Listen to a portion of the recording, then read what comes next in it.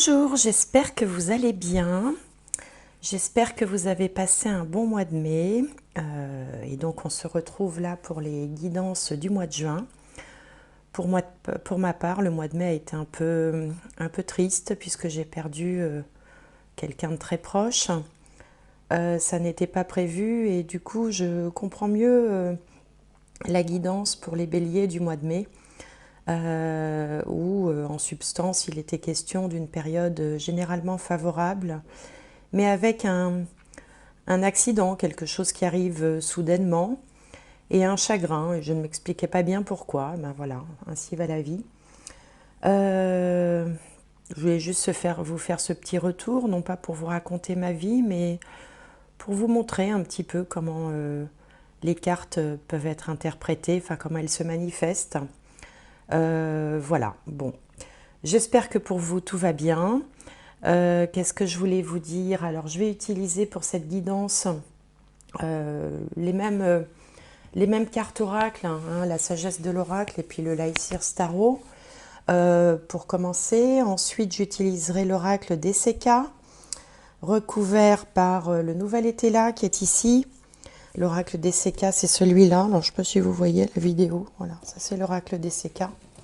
Et puis ça, c'est le nouvel Étela. Et puis, je ferai un petit tirage complémentaire avec ce jeu que je n'ai pas utilisé depuis très longtemps. Je ne sais pas pourquoi, parce qu'il est très sympathique et je sais qu'il y en a certains d'entre vous qui l'aiment bien. C'est le jeu du 77 d'Aliasqué. Voilà, et on terminera ensuite par une petite carte de guidance générale. Bon, bah écoutez, c'est parti. Je vous retrouve tout de suite pour le premier signe.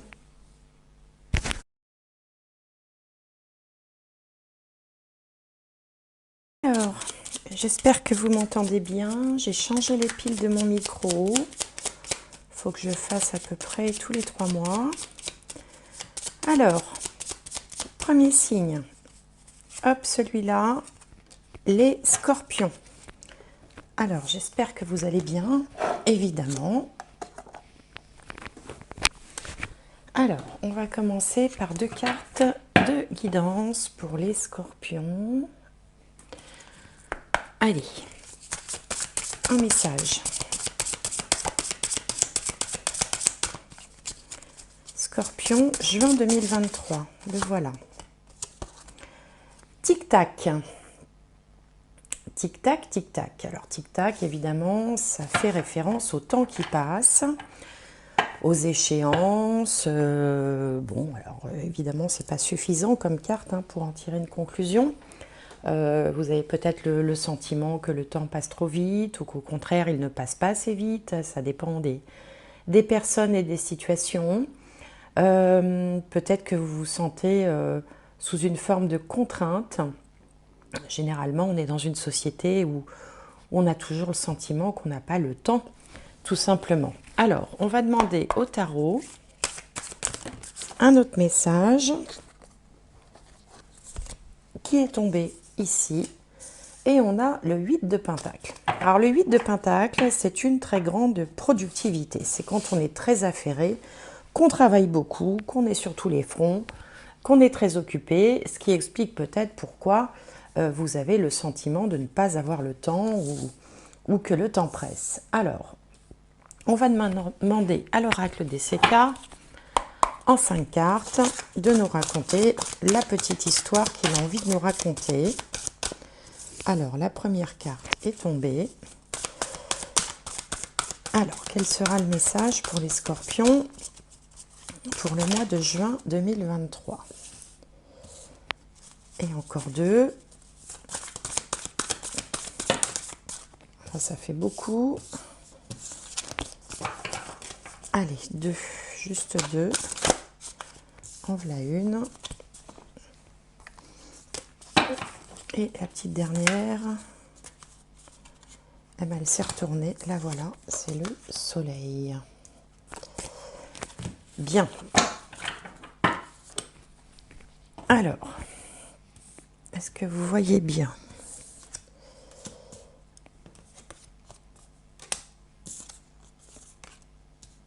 Ok. Alors ici, on a la carte des secrets, des non-dits, des choses un petit peu cachées, des cachotteries, enfin.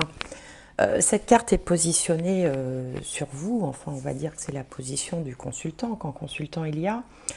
Donc vous êtes peut-être dans une certaine méfiance, ou peut-être que vous avez découvert des choses dont vous ne voulez pas parler, ou vous pensez qu'on vous cache des choses, ou vous souhaitez préserver votre jardin secret. Il y a une idée quand même de méfiance et de rester discret.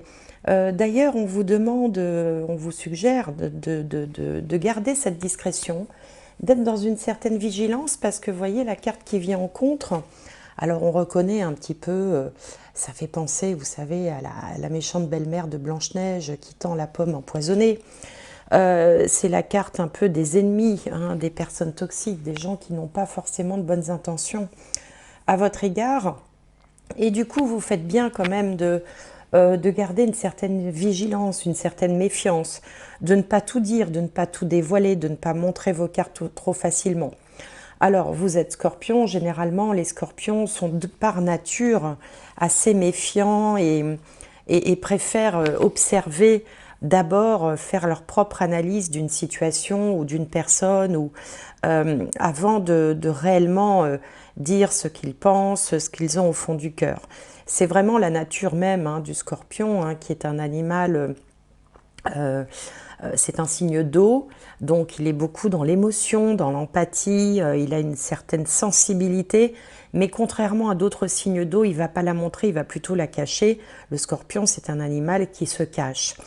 Et donc là, on vous dit que vous faites bien, parce que ici, dans l'ombre, ou que ce soit des ennemis, hein, je mets des guillemets ennemis, enfin des personnes qui soient connues de vous ou pas connues de vous, il y a quand même, voilà, on va dire des comportements ou des personnes dont il faut se méfier. Alors, la bonne nouvelle, c'est que vous allez bénéficier d'entraide. Là, c'est la carte de l'entraide. Bon, c'est un équipage un petit peu étonnant, puisqu'il s'agit d'une petite souris qui se fait aider pour traverser l'eau par une tortue de mer. Bon, c'est pas un couple qu'on trouve le plus souvent, mais enfin, en tout cas, c'est comme ça que l'auteur de ce jeu a choisi de représenter l'idée de l'entraide, du soutien, du fait comme ça de recevoir un coup de main ou un soutien psychologique ou une aide financière, enfin toute forme d'aide et de soutien. C'est ce qui domine le tirage, donc c'est ce qui va aussi finalement l'emporter hein, sur ce que je viens de dire. Alors, il y a ici un risque d'échec. Hein. Cette maison délabrée, là, représente le risque d'échec, le risque de se tromper, le risque de faillir. Et c'est très certainement en lien avec cette personne toxique ou cette situation toxique. Il ne s'agit pas forcément d'une personne en chair et en os, ça peut être un contexte toxique, vous voyez, un contexte difficile où on cherche un peu à vous savonner la planche. Mais vous allez être aidé. Et puis surtout, la très bonne nouvelle, c'est que la finalité, donc la carte centrale, c'est le soleil. Et dans ce jeu, le soleil représente pas forcément la réussite, mais il représente la protection. Et donc, entre vous et l'ennemi, entre guillemets, vous avez la protection. Et l'entraide, le soutien que vous allez recevoir va vous permettre d'éviter ce qui pouvait être déjà annoncé comme un échec.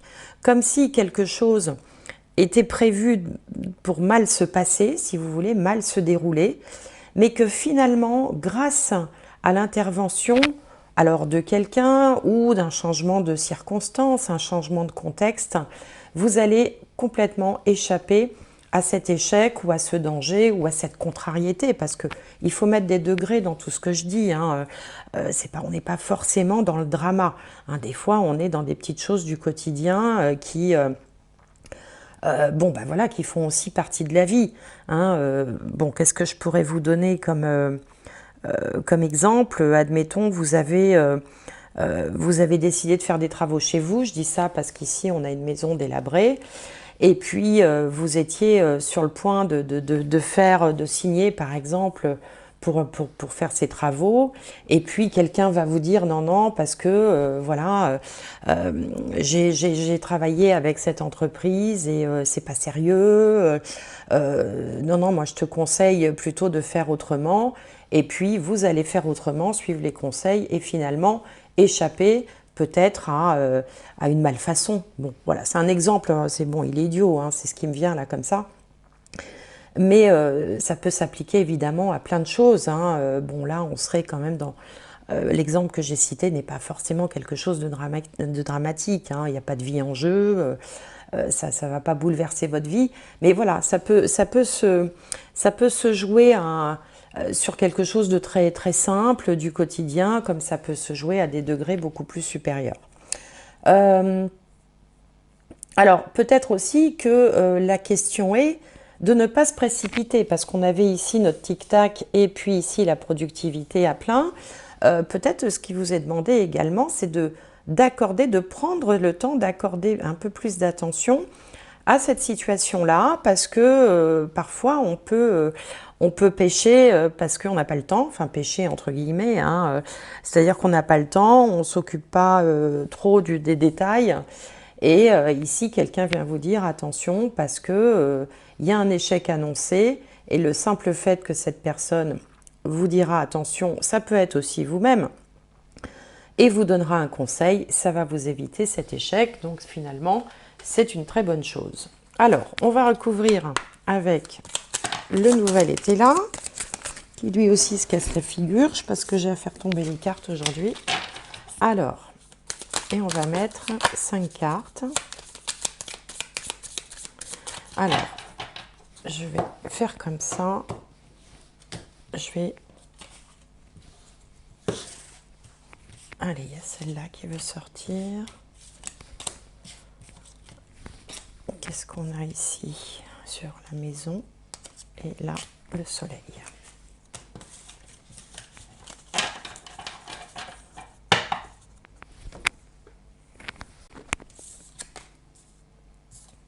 Alors ici, on a des nouvelles. Là, on a du mouvement, des pensées bénéfiques, hein, puisqu'il s'agit du 7 de cœur. Ici, on a l'abus. Et là, on a le service.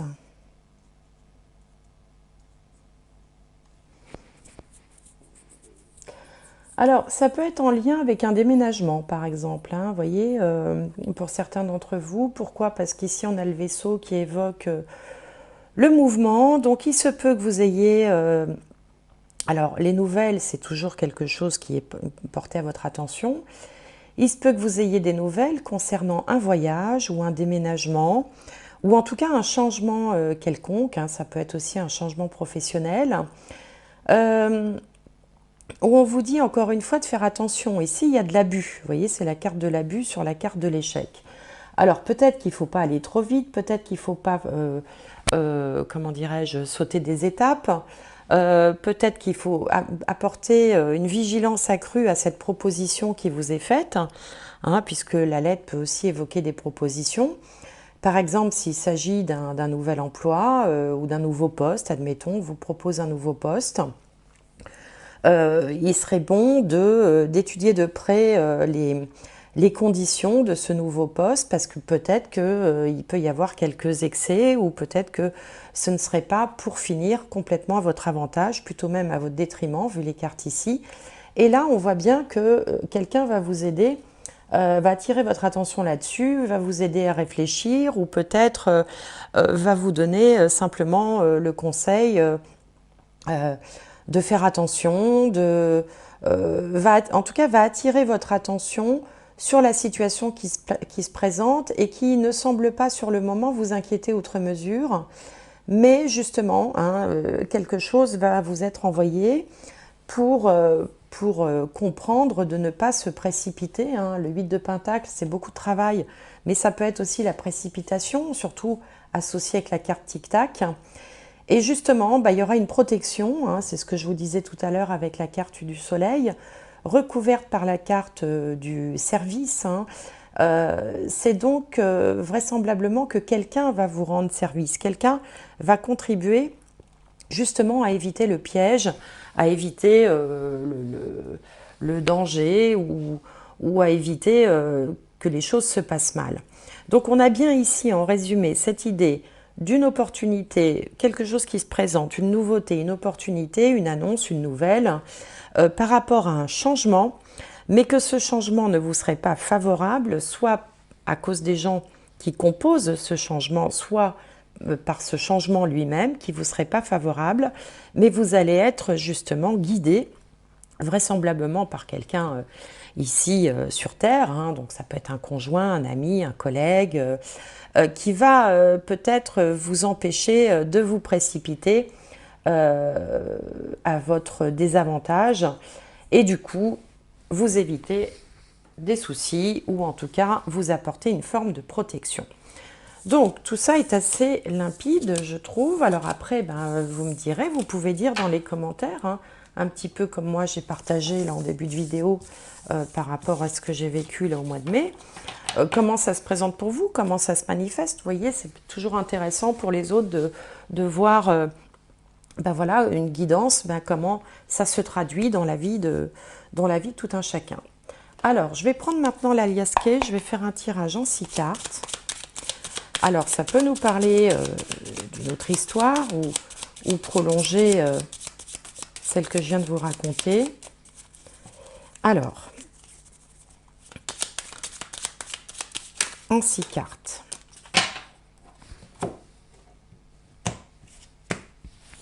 Allez, hop. Donc, pour les scorpions, pour le mois de juin 2023.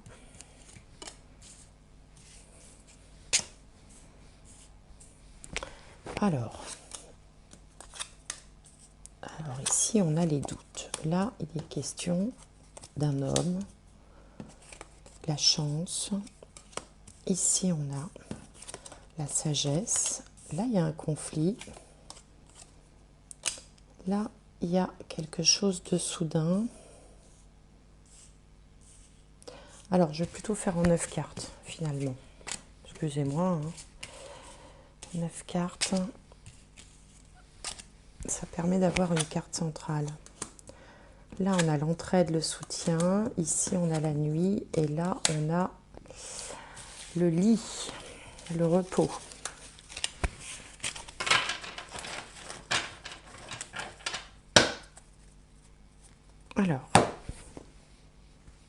Alors ici, avec la carte centrale, c'est pour ça que j'ai bien fait de le faire en 9 cartes, parce que du coup, ça permet de faire apparaître la carte centrale. On a plutôt un conflit, un combat, une lutte, quelque chose, une résistance. Alors, ça peut être un conflit ouvert avec quelqu'un, mais ça peut être aussi un conflit avec vous-même. C'est-à-dire que moi, j'ai le sentiment avec cette carte du 8 de Pentacle, que peut-être vous êtes un petit peu débordé, vous êtes peut-être un peu à la limite du